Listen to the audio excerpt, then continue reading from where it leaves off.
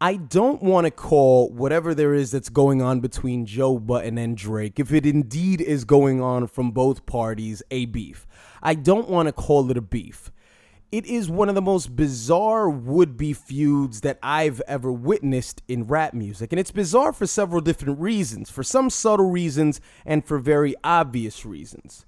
Now, there's two things that you need to know about Joe Budden before you open yourself up to the possibility that this could be an actual quality feud. The fact that he put 6 minutes into Drake on Making a Murderer really doesn't mean anything. Joe Budden does long-form records. It's what he's done for years. He made Who Killed Hip Hop, which is a 15-minute song that had to be chopped up into 3 parts in order for you to fucking digest it. Long form is what he does. 7-minute, 8-minute tracks. Sometimes he will go for I don't know how many bars till he breaks, maybe there's a hook if you're lucky, and then he gets right back into another 64-bar verse.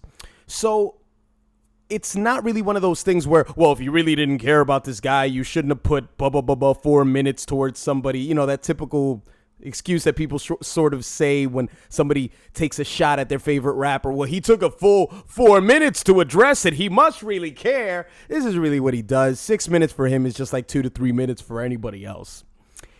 Now, the other thing that you got to know about Buttons is this, and this is something that he hasn't mentioned on his podcast, which he has been very open about this beef. I don't listen to his podcast, but I've heard a few snippets here and there on the matter. Budden is very introspective, as some of you know. He's very introspective, but when I say that, I don't mean the typical rapper introspection. I could argue that in the early 2000s, when Budden when he started his mood music series of mixtapes, he innovated a subgenre within rap. A subgenre which I don't have a name for, which wasn't given a name, but it was something that he innovated, and it was all about insecurity. It was all about being inadequate towards the opposite sex. It was all about, self-loathing and drugs. And not that drugs hasn't been examined, but it's just that gumbo that he put together. And there was a certain sound to it that Budden had innovated that I never heard before. And it's a sound that I think Drake has perfected. I believe that this is the very genesis, the very beginning, the birth of this feud, which is clearly coming from Joe's part. It's the fact that he probably feels that Drake sort of took the baton from him, not in the sense that he stole or bit from him. It's that it's akin to what Joe had done in that whole mood music era, which I think ended in about 2011. I think he made about 5 tapes. It had ended there, and Thank Me Later, 2009, 2010 for Thank Me Later, and that's something that Drake carried, that self-loathing, always addressing females and cutting yourself wide open on a track and just talking about yourself and what your mental status is and all that. That's something that Drake perfected, and I feel that this is the beginning of the feud, or at least it's the main reason why Joe always watches Drake, because he feels that they are, I think, as he said on the song, they're kindred spirits. He believes that they are one and the same, and he feels that he has a lot in common with him. And I don't think that it's just because they have sex with the same women. I think it's because they write the same. Now, whether you want to argue who writes Drake music, that's pretty much up to you. So I think that's at the beginning of this. I don't think it has much to do with Tahiri. That's a byproduct of all this, but it's basically the reason why Joe is constantly thinking about Drake. And I don't think it's hating. I don't think it's an attention thing, because I truly believe that Joe really has no desire for attention. That's normally the argument that people come up with when a smaller artist takes aim at a bigger artist. Though you could also say, is he really taking aim at Drake first because he heard that snippet of that French Montana song where Drake is starting off his verse saying, pump, pump, pump, pump it up. This is, of course, after the criticism of views. This is, of course, after the Joe Budden dissecting 4 p.m. in Calabasas and saying this song is about me. So, you know, you have to put 2 and 2 together and know that there's something that's coming here. Drake is aware of who this person is, whether Drake's fans want to admit it or not. Now, the reason why I think there isn't much here as far as story, as far as wonder, because that's always what I look for in these beefs. I look for the color that it brings to the situation. Joe has a podcast. Joe's very open about every single detail, about all his intentions, which is great. He's an open book. In fact, it's gotten him in trouble in the past with fucking Raekwon when he was doing that whole Joe Budden TV thing. He's an open book, and that's great, but it doesn't elevate this beef because it leaves nothing to the imagination. You know, part of all this is the speculation. Part of all this is the word of mouth of what this could possibly mean. And if he's just basically interviewing himself every day or every week about the matter, then it really doesn't leave much on the table. But what does leave a little something on the table is the idea, to quote Hobson, the idea of Drake. The idea of what Drake could possibly say to this person. The idea of the fact that that most people feel that he has no right to even say anything to Drake.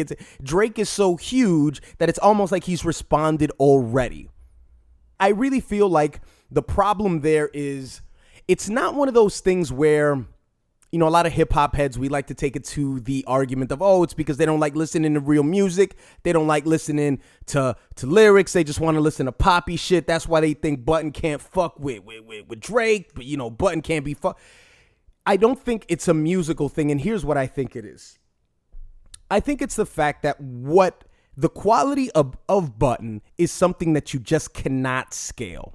What is the most appealing thing about Joe Budden? His lyricism, okay?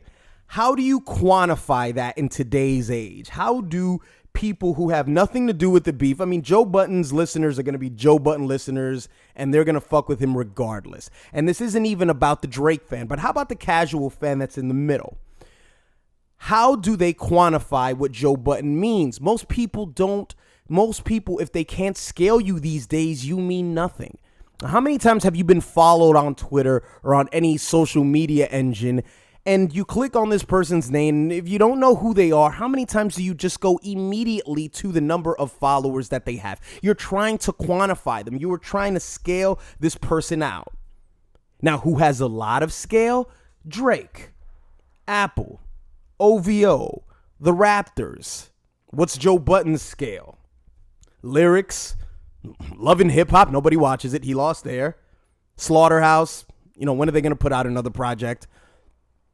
I'm not saying that this is right, but I'm saying is that's why it's easy to dismiss Joe. It's easy to dismiss Joe because people feel that there's nothing tangible. And if numbers don't represent you, if you're not represented by a huge number or by a huge entity that is behind you, you really get no respect in rap music nowadays. Now, that's a very sad thing, but it's very realistic. It's very real. People root for the winners nowadays. It wasn't always like that, but that's how it is now. So when you have a rapper who's going up against, essentially the biggest name in the game today, it's going to be a one-sided affair. Even if Drake steps in, which he won't, I don't think Drake will respond to whatever Budden says because lyrically Drake it's not going to happen. And this is a battle that he cannot win. This is what Joe Budden does. This is the same guy that battled Holla the Don. Like, he went in there with a lion. Granted, he lost, but he went in there with one of the best in the battling industry. And he's done this for years. He tore Prodigy's fucking head off. And that's a diss record that people really haven't heard, but you really need to check that one out. Blood on the Wall. That's a very good diss record. I think it's like the second verse in Blood on the Wall. He goes at Prodigy of Mobb Deep.